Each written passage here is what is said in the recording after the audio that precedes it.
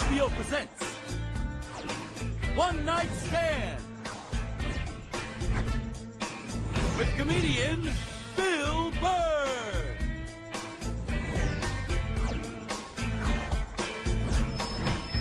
Ladies and gentlemen, Bill Burr.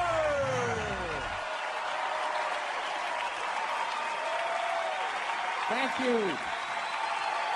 Thank you. All right. Thanks a lot. Thank you so much.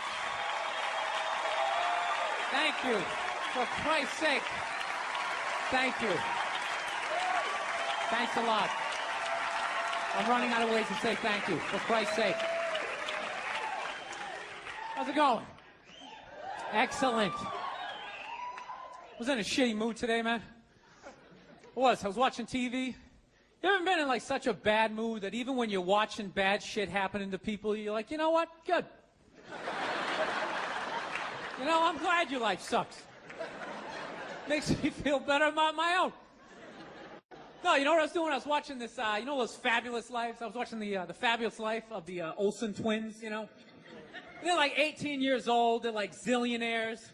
We got a great apartment. It's making me feel like a loser. Then halfway through it, I find out one of them's anorexic. I was like, you know what? All right. That makes me feel better. You know, I'm glad she's not eating. Hope you pass out, whack your head off your golden sink. Just to add to my day. You know, I don't get how the other Olsen twin only weighs half a pound more, but she's fucking fine. No, they're so starving, they're weak. That's why whenever they take a picture of them, you ever notice they gotta like fucking lean them up against each other? So like they don't tip over. Like, they're like still trying to look sexy. They're not sexy, they look like aliens. They are, man. You can't weigh 42 pounds and have your eyeballs be 28 of that weight and not look like you're from outer space. Like, when I look at them, I think if E.T. was going to have a threesome, those are the two bitches he'd hook up with. He would. He'd get that glowing finger going. Now, I'm feeling like a loser, man. Hey, man, I'm fucking 36. I'm not married, you know? I'm at that age where everybody I know is getting married. You know, let me ask you a question. Why the hell do people keep getting married? You know, isn't anybody looking at the stats? I mean, what's it like? 1 out of 2 marriages goes right down the shitter? People, if you were going skydiving and they told you half the parachutes weren't going to open, you'd be like, yo, fuck that, I'm not going. Damn.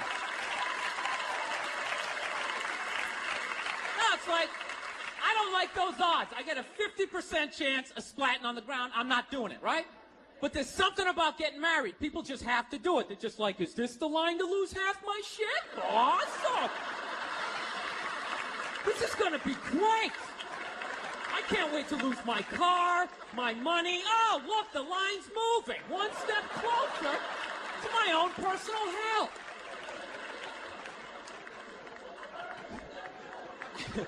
No, I don't think I could ever get married, man. Married dudes freak me out. Anytime you ask a married guy, what's it like being married, they always tell you it's good, but they always have a look on their face like they have like an appendicitis. You ever notice that? You're like, dude, what's it like being married? Like, you know, it's good. It's good. It's, no, it's good. It's enjoyable, you know. It's a lot of work, but, you know, I think when you meet that special someone, there's a connection, and I can't feel my legs. Let me just lean over here. You know, a woman completes a man, and some other metaphor.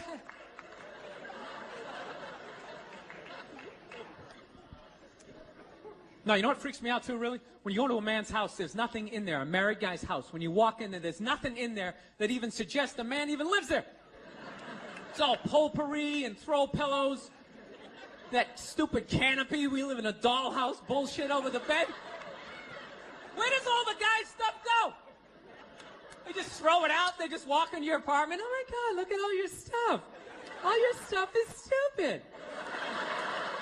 Look at all this stupid stuff. Wow, guys buy really stupid stuff. Hey, you want to go to the candle store? Let's go to the candle store. Wouldn't that be awesome? I've been dragged into that nightmare for like an hour and a half. 90 minutes just sitting there. This smells like a pumpkin. Doesn't that smell like a pumpkin? This looks like a Christmas tree. Wouldn't that be great? Smell like Christmas in the apartment? Middle of the summer, just buck with your whole reality? No, you know what it is? I didn't have like a really good model necessarily, like growing up. Like watching my parents, they always used to argue and shit, you know? Like I was afraid of my dad when I was growing up, you know? Anybody have a dad like that? You were just afraid of him? You know? Not like those sitcom dads that come home, the kids are like hugging their legs. My dad pulls in the driveway. Me and my brother's freaked like, fucking dad's home. Shut off the TV. Try to hide. Dude, if I stand like this, do I look like a lamp? He won't see me, right? Can I just fucking chill out here? He wasn't understanding. When you fucked up, he told you. He didn't sit down, well, we're going to work it out. We'll just, you know, I still love you. He looked, what the fuck is wrong with you? Jesus Christ, you're an idiot. Weren't you even paying attention? No, bullshit. Christ, you're just like your mother. You're fucking out to lunch.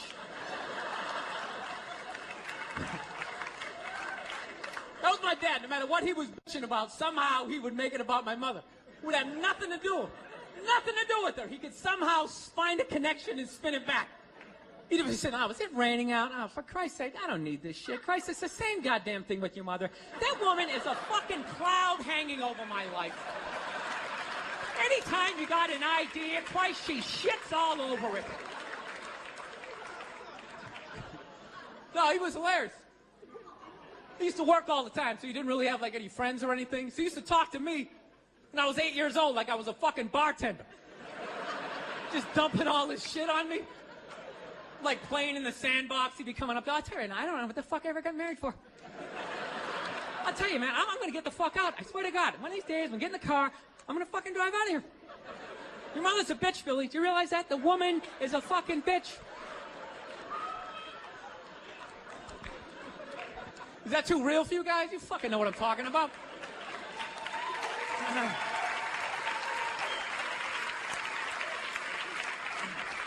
I will get married, you know. I was making that. I'll definitely get married someday, you know. I love women and everything. I'm just finding I'm not, like, compatible with them. You know what I mean? You ever just feel that? Like, women have, like, too much energy for me. You know what I mean? Like, you can't have a day off when you have a girlfriend. You ever notice that? It's almost like they see that open day. They're like, oh, my God, let's go fill it up with shit. No, then they just come at you with one horrible idea after another. Horrible ideas. Like, you want to make some sandwiches and go to the park? You want to go to the Container store, get some containers for your T-shirts? This is the worst one. You ever get this one? Want to go to brunch? You want to go to brunch on Sunday? And inside you're like, fucking no! But you can't say that, right? You gotta keep them happy. So what do? You agree. Like, yeah, let's go to brunch. What a great idea. Why would you want to sleep in on a Sunday when you can go pay $18 for eggs? Now you're thinking. Now you're thinking. Then we can sit around and listen to your friends have moronic conversations about the eggs. Like, is that pesto? Is that pesto in your omelet? Oh, it's asparagus. It's asparagus. I thought it was pesto. Oh, you just want to flip the whole fucking table over? It's horrendous. I'm trying to learn to pick my battles when I date girls. I usually argue with women all the time, man. I'm stupid like that, you know? Like, I dated this girl one time. She was, like, really into, like, women's issues. So we used to always have these dumbass arguments. Like, one time she came up to me, she goes, okay, explain this to me, Bill. Why does a guy make more an hour to do the exact same job, huh? I go, I'll tell you why. Because in the unlikely event that we're both on a Titanic and it starts to sink, for some fucked up reason, you get to leave with the kids and I have to stay. Yeah, that's why I get the $1 more an hour. Well, think about it. If there's a house fire, it's always women and children first. I got to stand there with, like, the back of my shirt on fire going, let's go, people, let's go, let's go.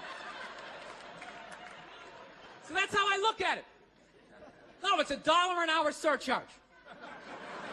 That if something fucked up happens, either I can't leave or I gotta, like, get in the way of it to give you a head start, like, rabid dog, run, honey, 1 Mississippi, 2 Mississippi.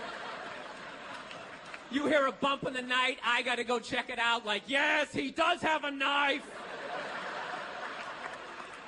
Anytime there's a hostage situation, who do they negotiate for first? Well, at least let the women and children go. Well, what about me? Bullets hurt me, too. Why the fuck do I gotta stay in the vault?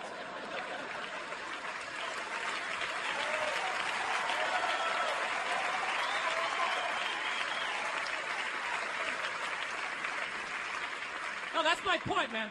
Where are all the feminists in those situations? You know what I mean? You can't find them. There are no feminists in a house fire. That's a guarantee. You could take the most hardcore feminist, some chick right in your face, like, he's chauvinistic son of a bitch, little short, little haircut, the whole 9 yards, right? Second those flames break out, she's gonna twist those little hairs into pigtails. No, I'm just a girl. I want to go play jump rope. And leave you standing in a burning house like you're not flammable. You know, but I'm not a dick, though. I'm not saying I think a woman should make $1 less an hour to do the same job. All I'm saying is if you're going to make what I make when the boat sinks, you better be standing right there next to me, listen to that guy play the cello. Then you get the corner office. You get all the benefits or whatever. So anyways, I was watching George Bush today, man. That guy scares the shit out of me. No, not because, like, oh, you know, all that political stuff. He's just, like, tuning to Jesus for me. I get uncomfortable with that. When people get, like, overly religious, it kind of freaks me out, you know? You know what I mean? Like, I don't mind. I don't mind when, like, black people get really into Jesus, though, you know? Because, like, somehow, like, the shit stays spiritual. You know, you get a couple of good songs out of it. You know what I mean? People look like they're having a good time. Somehow when, like, white dudes get too into Jesus, all of a sudden, like, shit catches on fire. People start dying, somebody says they're Jesus, and they try to fuck every chick in the compound. Then the FBI's got the place surrounded, that tank comes in shooting the flames out the front. And I'm not saying white dudes are any more crazier than black dudes, it's just that nobody's watching us. That's the problem. That's too much freedom. It's kind of like living alone, you know, that same kind of fucked up freedom. You ever feel when you live alone, you, like, slowly go crazy? You know, because you got too much freedom, because everybody does crazy shit.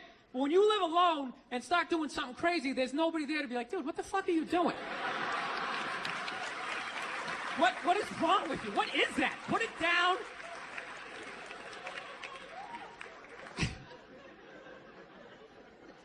My girl's actually, she's really, like, religious. She goes to church every week, and I never go, and it freaks her out. She's like, why don't you go to church? You don't believe in God and heaven and hell and all that stuff? Why don't you go? And it's not because I don't believe in a higher power. I definitely do. My thing is when I go to church, I can't get past the fact that I'm just listening to some fucking guy. You ever think of that shit when you go in there? That's just some dude. And people are like, no, that's a special guy. No, it isn't. It isn't.